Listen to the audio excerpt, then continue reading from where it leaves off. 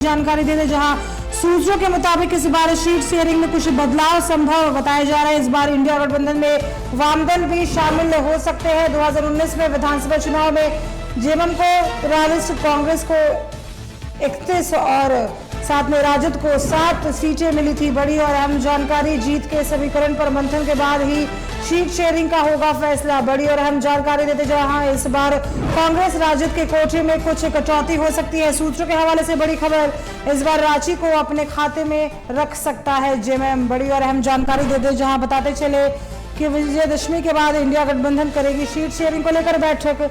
Seat sharing के बाद JMM, Congress, Rajad और वामदल करेंगे प्रत्याशियों की घोषणा। सूत्रों के मुताबिक बड़ी खबर बता रहे हैं, जहां इस बार सीट शेयरिंग में कुछ बदलाव संभव बताया जा रहा है। इस बार इंडिया गठबंधन में वामदल भी शामिल हो सकते हैं। और अगर जानकारी दें तो 2019 के विधानसभा चुनाव में जेएमएम को 43 और वही कांग्रेस को 31 तो राजद को 7 सीटें मिली थी। इस बार क्या कुछ देखने को मिलता है यह अहम होगा और जीत के समीकरण पर मंथन के बाद से सीट शेयरिंग का फैसला किया जाएगा। इस बार कांग्रेस राजद के कोटे में कुछ कटौती हो सकती है और साथ में यह भी बता दें कि इस बार रांची को अपने खाते में रख सकता है जेएमएम।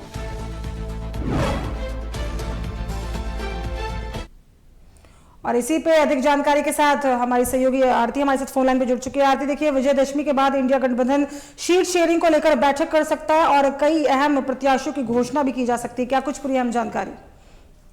देखिए साक्षी, अब चुनावी ऐलान का इंतजार हो रहा है कि जैसे ही चुनाव आयोग ऐलान करता है कि विधानसभा चुनाव कब से होने हैं झारखंड में, उससे पहले सभी पार्टियां अपने अपने स्तर से तैयारियों को अंतिम रूप देने में जुटी हैं और उसी तैयारियों का एक हिस्सा है कि सीट शेयरिंग का फॉर्मूला क्या होगा।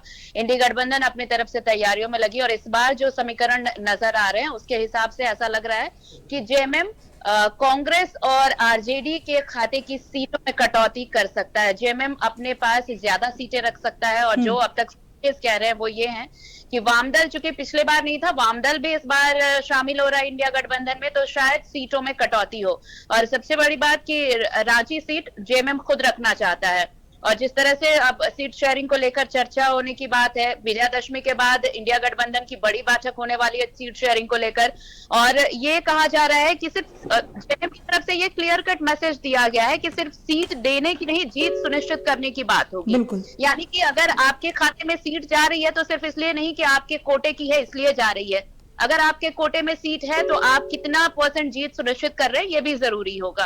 तो अब इन्हीं सारी चीजों को लेकर एक बार ये सीट शेयरिंग हो जाए, उसके बाद प्रत्याशी कौन होंगे, किस दल से किस सीट पर, ये भी तय होगा। लेकिन पहले जरूरी है कि सीट शेयरिंग का फॉर्मूला क्या होगा। अगर आपको याद होगा साक्षी, तो 2019 के चुनाव की बात करें तो ये फॉर्मूला जेएमएम के पास पिछले बार 43 था, कांग्रेस को 31 और आरजेडी के खाते में 7 सीटें गई थी। लेकिन इस बार ये फॉर्मूला चेंज होने वाला है क्योंकि वामदल भी साथ में आ रहा है।